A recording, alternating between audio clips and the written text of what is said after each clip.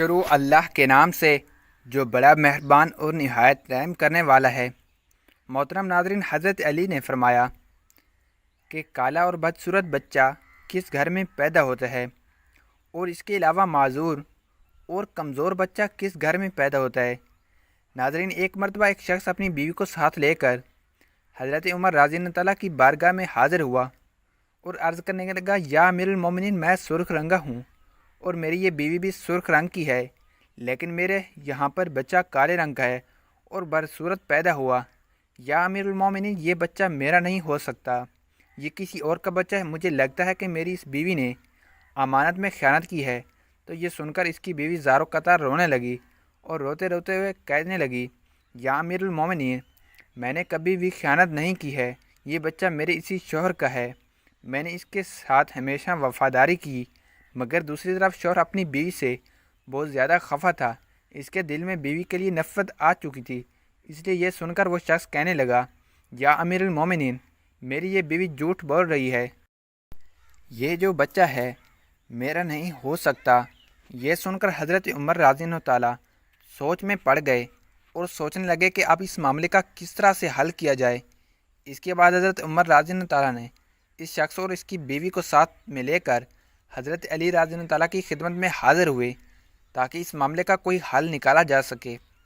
حضرت علی رضی اللہ تعالیٰ نے میاں اور بیوی کی باتیں کو سن کر پھر اس شخص سے فرمایا، اے شخص، پہلے تم مجھ سے ایک وعدہ کرو کہ تم سے یہاں پر جو بھی بات پوچھی جائے گی تم اس کا سچ سچ جواب دو گے۔ تو یہ سن کر اس شخص نے وعدہ کیا اور کہنے لگا، یا حضرت علی، آپ مجھ سے جو بھی سوال کریں سچ سچ جواب دوں گا اور جھوٹی بات اپنی زبان پر نہیں لاؤں گا۔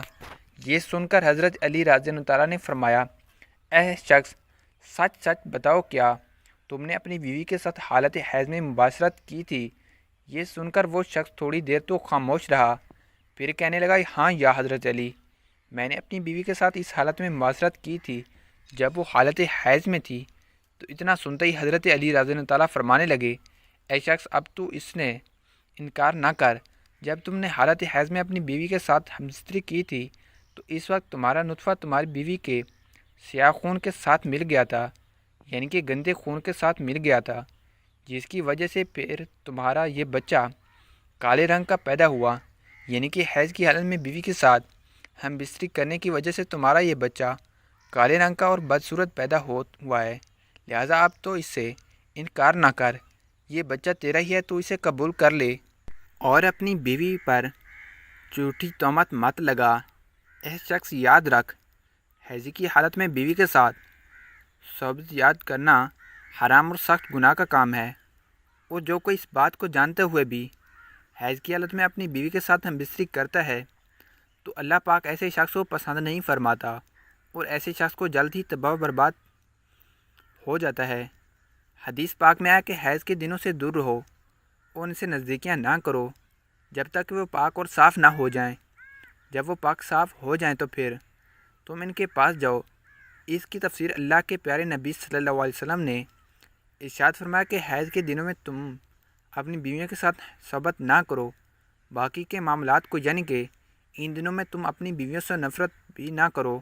اس لیے ناظرین، یاد رکھیں، حیض کی حالت میں بیوی کے ساتھ ہم بستری کرنا حرام ہے، چاہے شادی کی پہلی رات ہی کیوں نہ ہو۔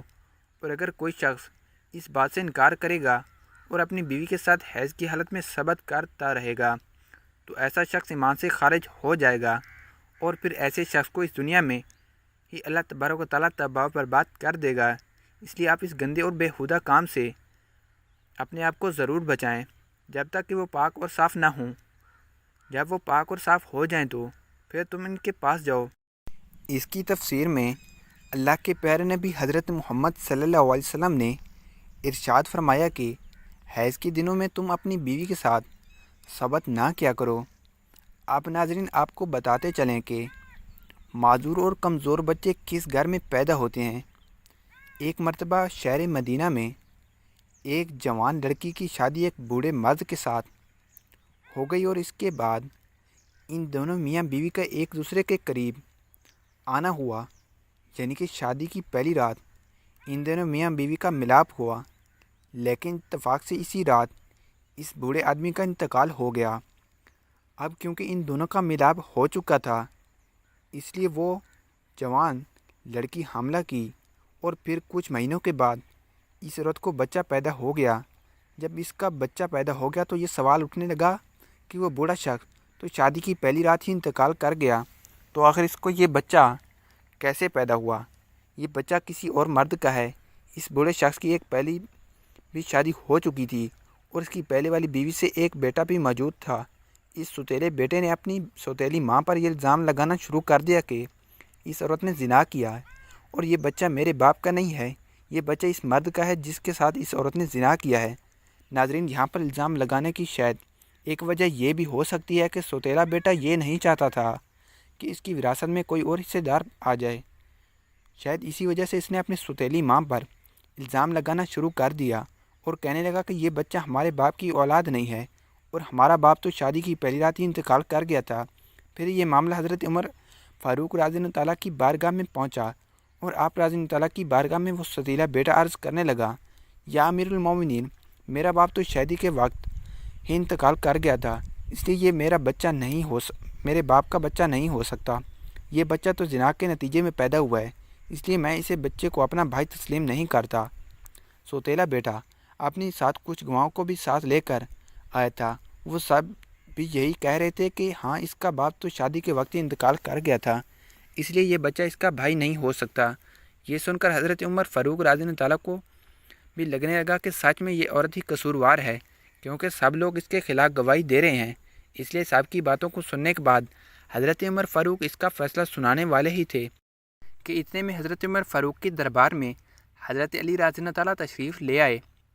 آپ رضی اللہ تعالیٰ نے جب یہ سارا معاملہ سنا تو پھر آپ رضی اللہ تعالیٰ نے اس سوتیلے بیٹے سے سوال کیا، اے شخص، بتاؤ کتنے عرصے تک یہ دونوں ساتھ میں رہے، اور آپ جس بچے پر الزام لگا رہے ہیں وہ بچہ کہاں پر ہے؟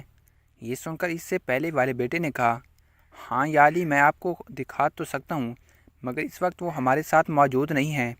تو یہ سن کر حضرت علی رضی اللہ تعالیٰ نے فرمایا کہ اچھا تو ٹھیک ہے، تم کل اس بچے کو لے کر آنا، کل اس مقدمے کا فیصلہ سنایا جائے گا۔ دوسرے دن سوتیلا بیٹا اس بچے کو ساتھ لے کر آیا، آپ رضی اللہ تعالیٰ کی بارگاہ میں حاضر ہوا اور عرض کرنے لگا، یا علی، یہ وہی بچہ ہے۔ بچے کو دیکھ کر حضرت علی رضی اللہ تعالیٰ نے فرمایا کہ میں ابھی فیصلہ کر دیتا ہوں۔ حضرت علی نے کچھ اور بچوں کو بلایا اور سارے بچوں کو کہا کہ سب بچے باہر جا کھیلو۔ تھوڑی دیر میں سب بچے آپس میں گل مل گئے اور سب ایک ساتھ چلنے کودنے لگے۔ ادھر حضرت علی رضی اللہ تعالیٰ ان سب بچوں کو غور سے دیکھ رہے تھے۔ اس کے بعد آپ رضی اللہ تعالیٰ نے ان بچوں سے کہا، اے بچوں، سب ایک ساتھ بیٹھ جاؤ۔ یہ سن کر سارے بچے ایک ساتھ زمین پر بیٹھ گئے۔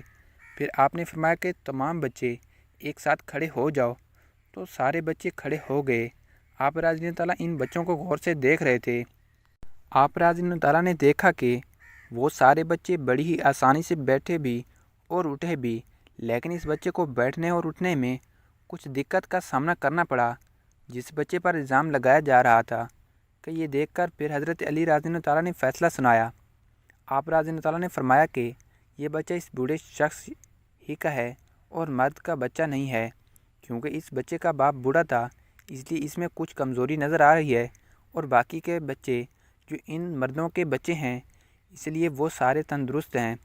اللہ پاک ہمیں بہتر عمل کرنے کی توفیق عطا فرمائے اور ہمیں پرسکون صحت مند زندگی عطا فرمائے۔ ناظرین، کمنٹ باکس میں اللہ کے 99 ناموں میں سے ایک نام ضرور ٹائپ کیجئے۔ والسلام، ملتے ہیں کسی نیکسٹ انفارمیٹیو ویڈیو میں، تب تک ہمیں دیجیے اجازت۔ اللہ حافظ۔